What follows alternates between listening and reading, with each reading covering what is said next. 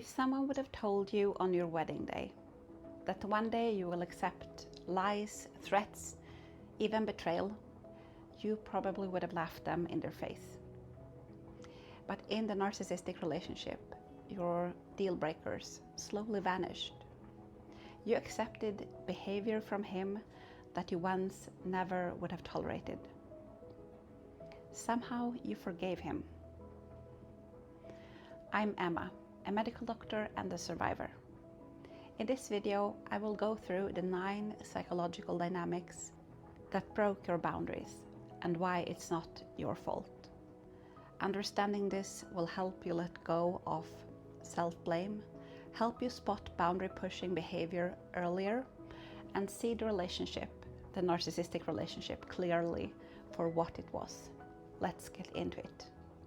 At the start, he probably was attentive and overly respectful. You felt safe. But over time, he started to punish you for normal boundaries, with cold silence, irritation, anger, cancelled plans, or withheld affection.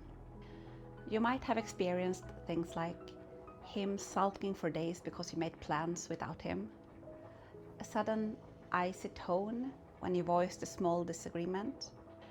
You learn that your no equals pain, and that keeping the peace felt safer than standing your ground.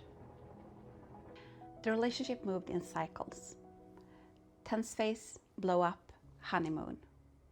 And you worked harder and harder to keep the relationship in the good phase, sacrificing more each time, because he convinced you that you caused the blow-ups.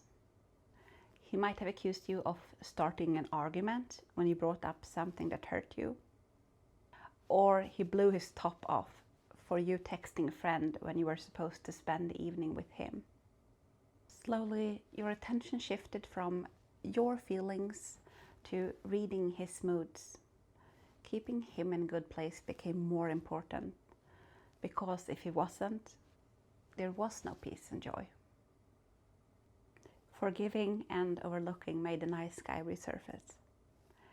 If you forgave him, he'd shower you with affection. You have such a big heart. I don't know where I'd be without you.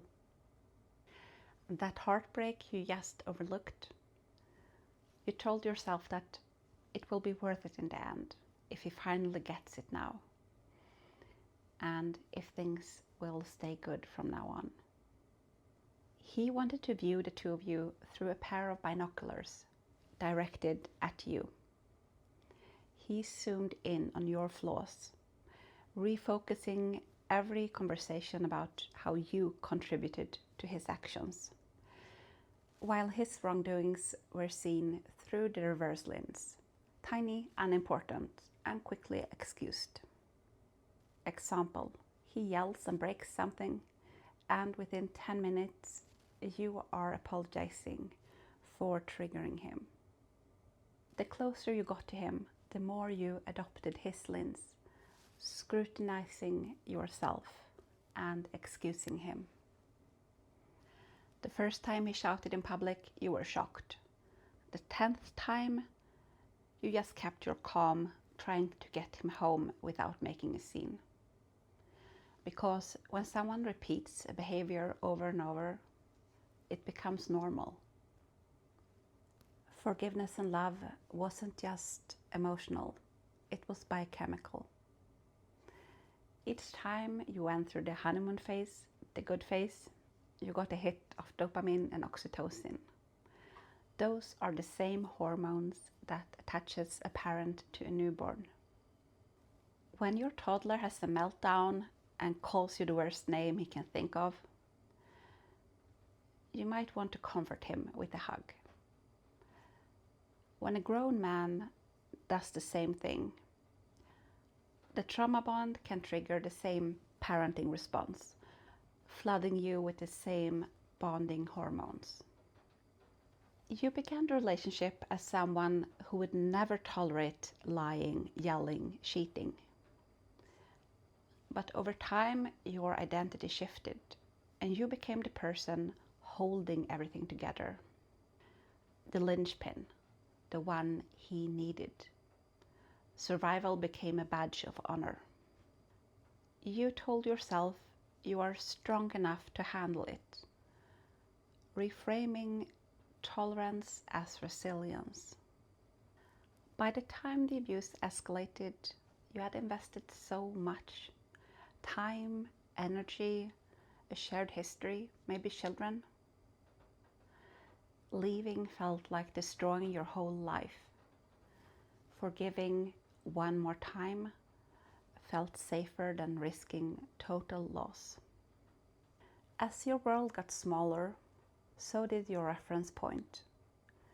Without an outside voice to tell you that this isn't okay, you lost the reality checks that could have helped you draw the line.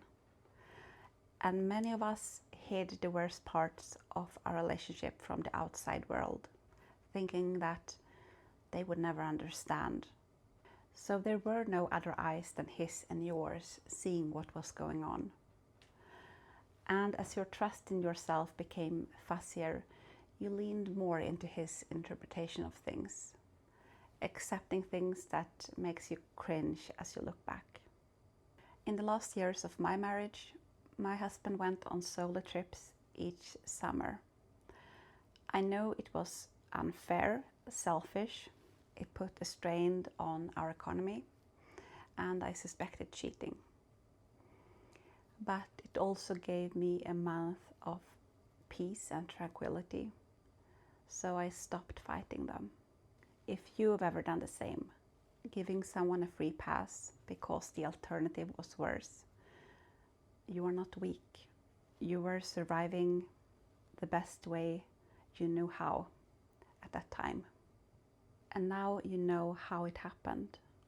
You can rebuild boundaries and self-trust, and this never has to happen again. If this video brought you clarity, I do have a video about why you feel so lonely in the narcissistic relationship. You can watch it by clicking here. I'm Emma holding up a light over the bridge. See you in the next video.